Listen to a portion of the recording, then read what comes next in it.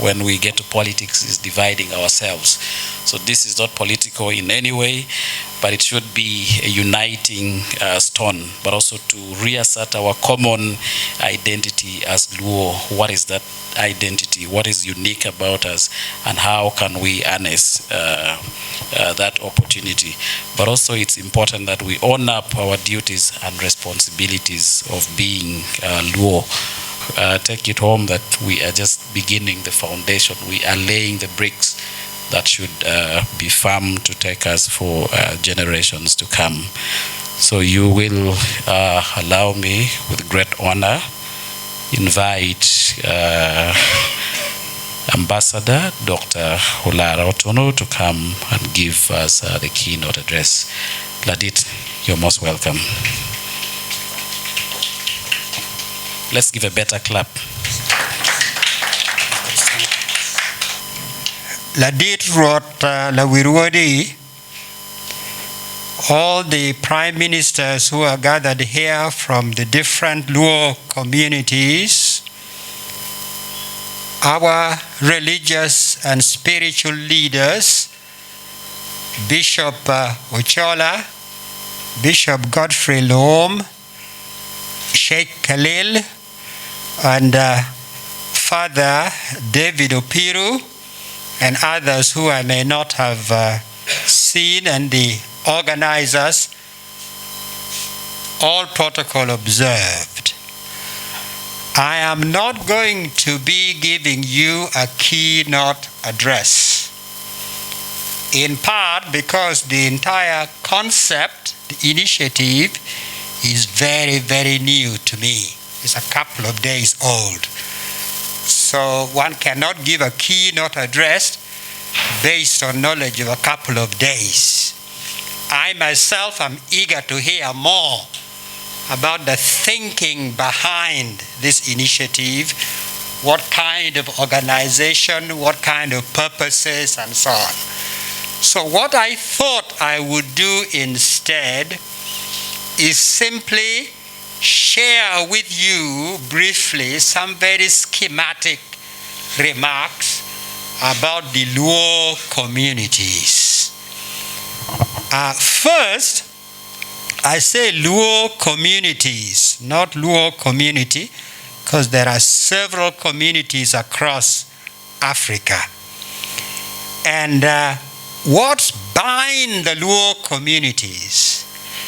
It is clearly history, a common history, part of which the Prime Minister touched on, certain common cultural expressions, clearly language, and very important, certain character traits. I'll come to that in a moment. These and more weave a common thread that bind the Luo communities, even though they are in different countries. By my counting, they are in at least 10 different countries in Africa. And we may discover more. Just like we discovered very recently that in Centrafrique, Central African Republic, there was a Luo community we didn't know. At least most scholars this side didn't know. So even though very diverse, very dispersed, but certain character traits are woven through the Luo personalities and communities. Now, in terms of where one should build solidarity, a network of Luo solidarity is what I'm talking about. Whether it translates into what is in front of us or something else, I don't know. But I think we are probably agreed that there is a need for a network of Luo solidarity. And which communities are we talking about? First, those represented here. I will not rename them. But in addition to those represented here, even if we just begin with Uganda, as the Prime Minister indicated, I think a very quick look in the room indicates to me there are at least two other Luo communities not represented here. Labuo is not represented here. Right next door to Agago, they are not represented here.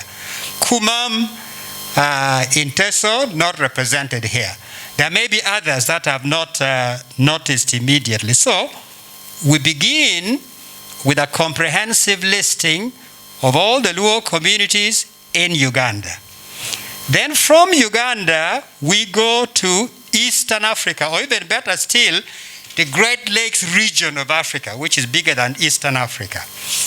And there, very quickly, we'll find that in Tanzania, in Kenya, the Anuak, in the Gambela region of Ethiopia.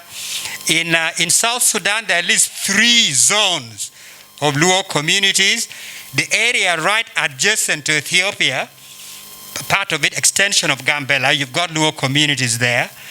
In Wow originally was a Luo community, the Jor.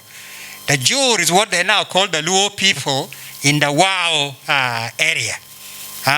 And then, of course, the Luo part of the central Luo that was just divided by the colonial border right next to us here in South Sudan. In DRC, you see, in DRC, I thought myself for a long time that the heartland of a Luo community was across the Nile in West Nile. No, how wrong I am, I discovered later when I went to DRC. The biggest Luo community is not across the Nile here. It is in DRC. Yes, a very, very big community. So there are several places where we'll find in the Great Lakes region of Africa Luo communities that are straight Luo. Then we have cousins like the Shilluk. Those are our cousins. You know, we have cousins in Nigeria, we have cousins in Chad, we have cousins in various places who are very close to us. Their history, their language, their culture is very close to us. The Shilluk, when you speak, you'll pick several words which are very similar to theirs. They can understand aspect of what we are saying. So one can begin with the group which is here, make it comprehensive within Uganda, and then expand the circle and make it more comprehensive, certainly encompassing the whole of the Great Lakes of Africa. Now, let me then come to, I said I'll come in a moment to the character traits. I've spoken of history and culture and language. These are the most obvious. But every national group has certain character traits. When you are in France and you say, this is so French, there's something about the French that defines them. This is so Italian.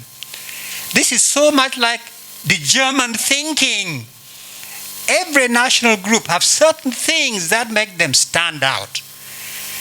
It is true. It is the same with the Luo group.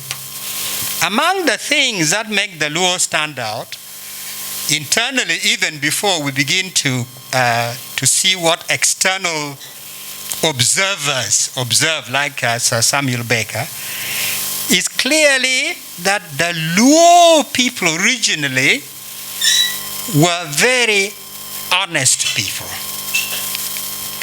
They tended to be very straightforward. What they said is what they meant. They were not sort of maneuvering like they're saying one thing with one side of the mouth, doing something else with another side of the mouth. You knew where you stood vis-a-vis what they said. The Luo people, generally speaking, are very cosmopolitan. What does that mean?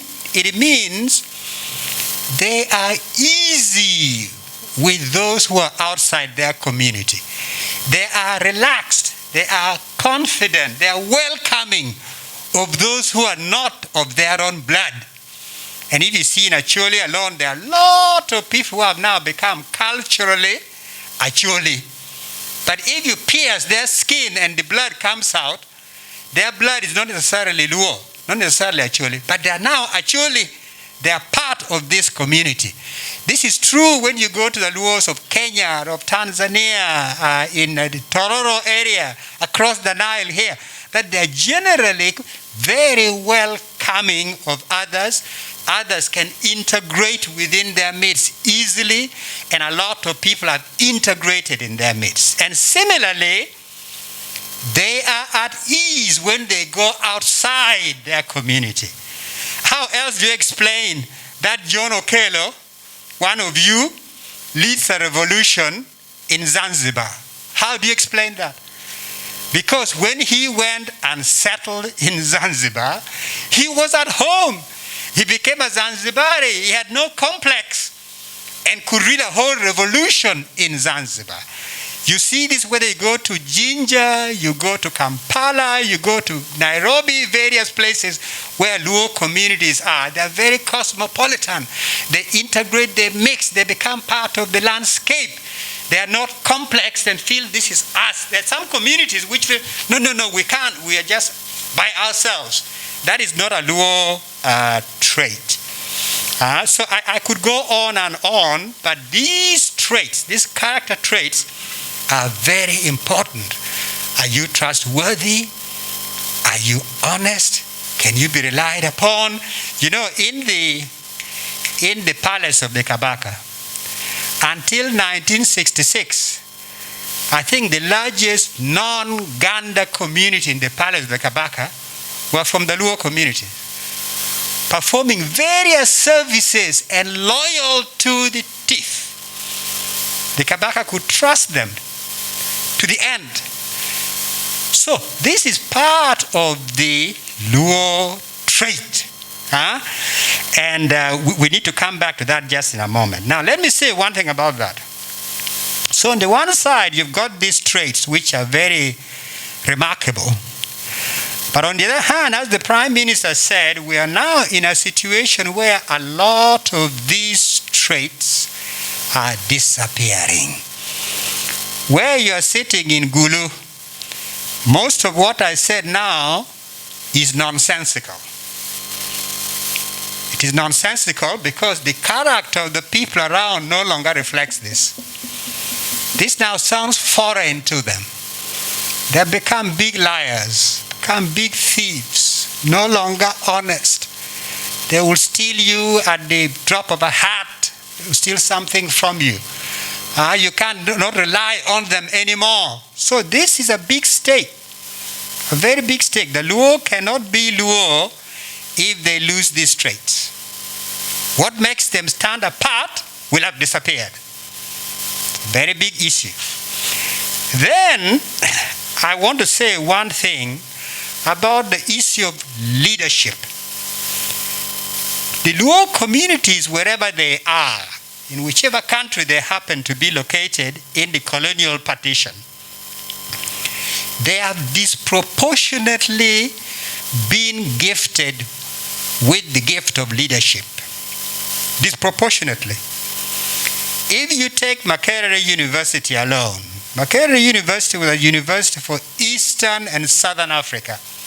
People came from Malawi, from Zambia, from Botswana, all over to attend Makerere, not to speak of Kenya, Tanzania, and Uganda. And the leadership, the Guild presidency was a big, big, big deal in Eastern Africa. To be a Guild president was no small thing. And it was by election, even if there may not have been democracy in the colonial period. But at Makerere, the election of the Guild president was democratic.